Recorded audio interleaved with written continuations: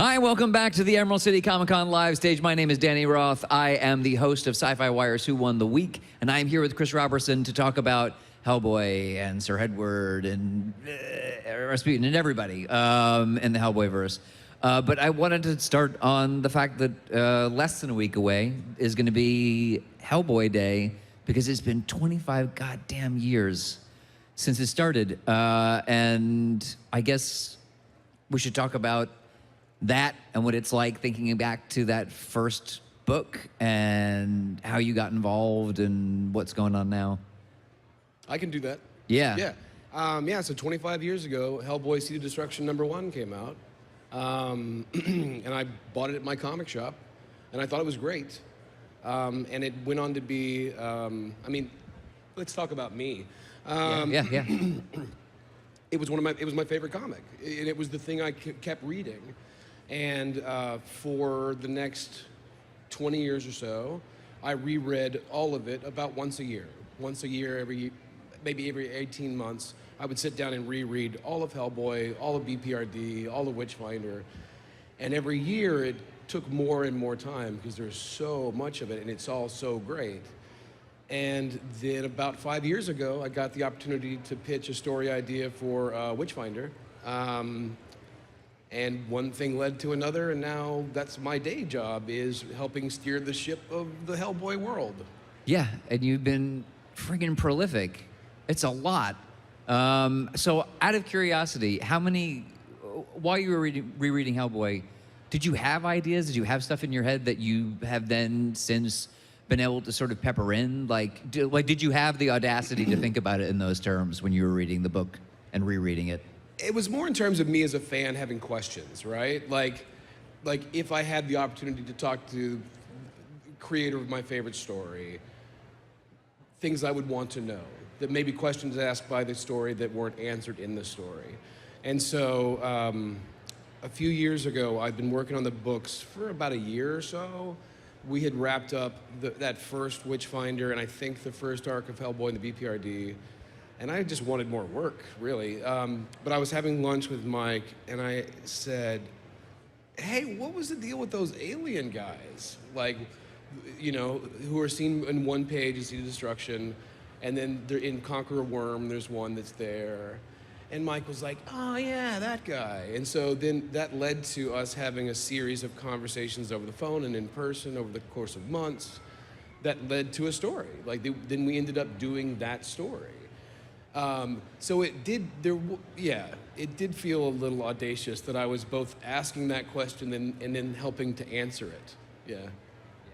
Yeah. The Helioscopic Brotherhood of Ra is a place, a space, a group of people that every time they show their ugly head, it's just the most enjoyable thing. What sort of historical things have you pulled from? What is the joy that you find in sort of dealing with that organization? Well, I'm like a history buff. Yeah. That's my thing. Those dicks, they really are the worst. They're so obnoxious, yeah. Oh, those guys, yeah. Yeah. Yeah, so, you know, I approach all these things as period pieces, right? So rather than starting with a story and then like localizing it wherever it is, I really start with the time and the place, and then figure out what's an interesting story you can tell right there. And yeah, certainly those dudes, I mean, you know, 19th century London was crawling with secret societies and occultists and theosophists and whatnot. And so there's a lot that we do tend to draw from like real history when populating that. And in fact, in the most current one, Witchfinder Volume 5, The Gates of Heaven, there was like an Egyptian-style building that really existed. Like that was really a thing that was in London. It was not the headquarters of the HBR, but it was a thing. And so yeah, I kind of pointed the artist Disraeli in the direction of it. So it was really grounded. That was an actual place that there are photographs of. We just happened to put these like murderous secret society in there. Yeah, and also a mummy. Yeah. And that was dope. Yeah. You know what I love about that story is that in the end, not that it's writing for a lesson, but it is kind of saying, hey, if you really want to aim towards the future, you better understand the past first. Yeah. Kind of a valuable lesson to keep in mind in the old year of our Lord 2019. Yeah, there's no possible application of that in the real world, right? Yeah, I know. It's just funny little fiction. Yeah. Also, punching Nazis is always a good idea. Yeah, love it. Yeah. Speaking of punching things, I know that there's this thing that's going to come out in May that I know that people are excited about, myself included, which is, Hellboy's been down in Mexico, and every once in a while we check in and he's just having a fun time drinking Lucha Libre style, but he's going to fight Lobster Johnson in the ring. Yep. That's pretty dope. Yep. So that same conversation that led to the story of the sad alien in The Visitor, How and Why He Stayed, in the course of that conversation, Mike has done a bunch of stories about Hellboy's lost weekend in Mexico in 1956. And it's been established that the pulp hero, the Lobster, inspired a series of low budget, no budget Mexican horror films starring a luchador called Lobster Johnson.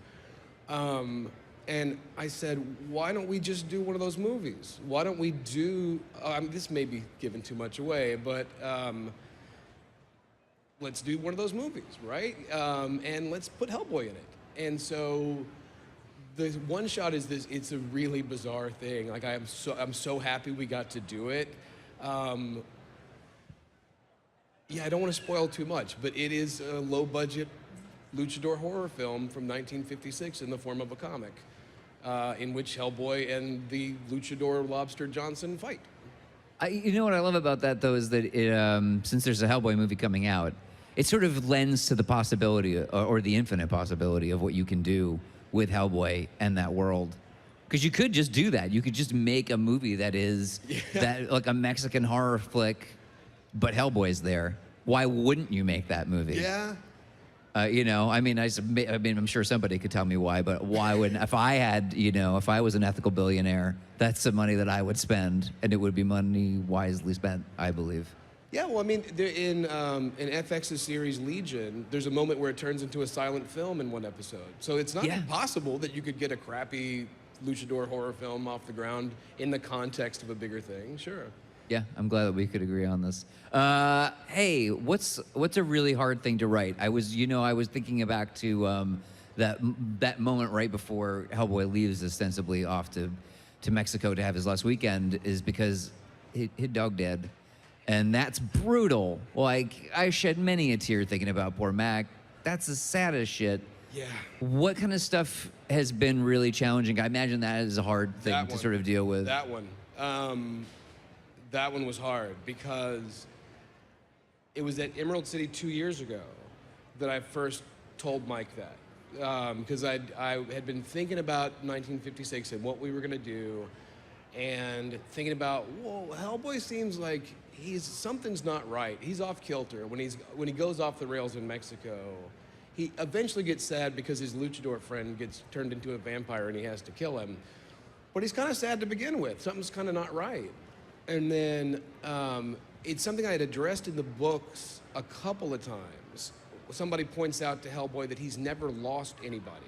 I mean, by the 1950s, he's only like 13, right? Like in terms of chronological years. And a character actually points out to him, the dog you got when you were a kid is still around. You've literally never lost anyone or anything. And I was like, oh no, we're gonna have to kill the dog. And that was Mike's dog. That Hellboy as a little boy. So a hard conversation to have. Had Mike's childhood dog or something, his pet from some point. And Mike was like, oh yeah, we do, don't we? And then writing that was rough. I was like, people are gonna be mad at me, but I tried to do it in as sensitive a way as possible. Yeah, but I mean, the thing is, you have to do that stuff because Hellboy is always at grips with the monster he could be. Yeah. And if he never loses anybody, he's going to be a pretty happy-go-lucky guy. So you got to occasionally take a swipe at him. Yeah. Well, I mean, it's his humanity that prevents him from being that thing, right? So yeah, definitely. Anyway, I hate to end it on a dead dog, but here we are. Thanks for talking with me. Hey, keep talking about dead dogs on Twitter, and also Hellboy at Hellboy Day, and luchador fights and weird Mexican horror movies with Hellboy in them. We're going to be right back with Ariella Kristantina on Matahari, and yeah, please use that hashtag It's a Fan Thing and ECCC for the very end of this con, and we'll be back in a couple.